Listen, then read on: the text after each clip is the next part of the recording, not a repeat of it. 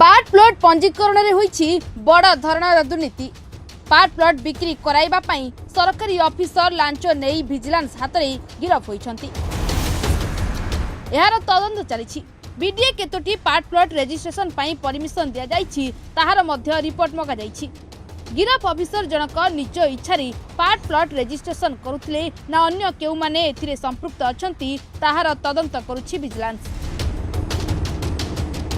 राजस्व विभाग मध्य ए दिगरे तदंत करुछि। बीडीए केतोटी पार्ट प्लॉट रजिस्ट्रेशन करिबा पई अनुमति देइछि ताहार रिपोर्ट आसीबा परे संपूर्ण तथ्य सामना को आसीबो। विगत 3 वर्ष भितर 31 जन सब रजिस्ट्रार ऑफिसर एही काम करिसंती।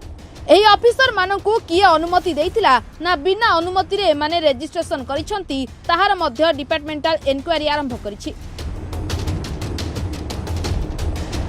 सबुठारु आश्चर्य कथा है जड़े जड़े ऑफिसर 4000 रु अधिक पार्ट प्लॉट पंजीकरण करिसंती। प्रत्येक केसर पुंखानुपुंख तदंत करिबो राजस्व विभाग।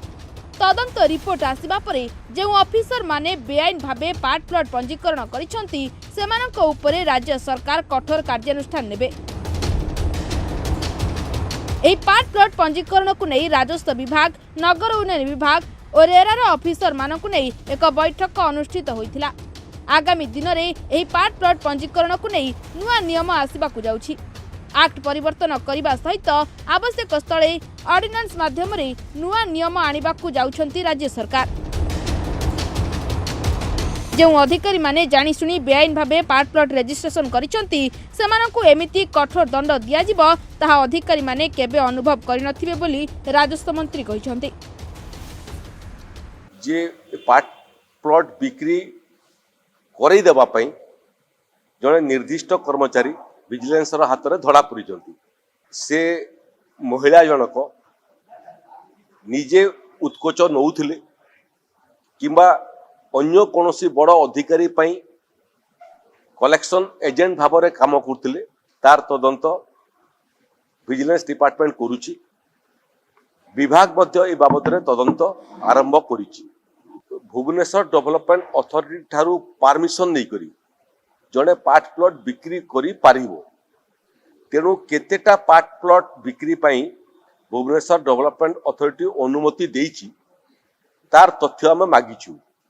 थरे से तथ्य आसिला परे आमे जानि पारिबु जे केते पार्ट प्लॉट बिना अनुमति रे रजिस्ट्रेशन हेइछि। विगत 3 वर्ष भितरे मोटामोटी 31 जन सब रजिस्टर ये काम करिसंती।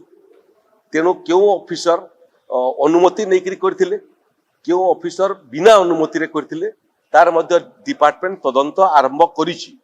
एपरे कि जने जने ऑफिसर 4000 पर्यंत पार्ट प्लॉट बिक्री करिवार रजिस्ट्रेशन करिसंती। तेणु केस टू केस राजस्व विभाग परीक्षा निरीक्षा करिवो एवं थरे परीक्षा निरीक्षा सला परे चूड़ांत रिपोर्ट राजस्व विभाग रे दाखिल हबो। चूड़ांत रिपोर्ट आसिला परे जो माने बेआईन भाव रे ए भलिया जमी रजिस्ट्रेशन करिसंती तांकर विरुद्ध रे राज्य सरकार कठोर कार्यानुष्ठान ग्रहण करिवे। ब्यूरो रिपोर्ट सरकार न्यूज।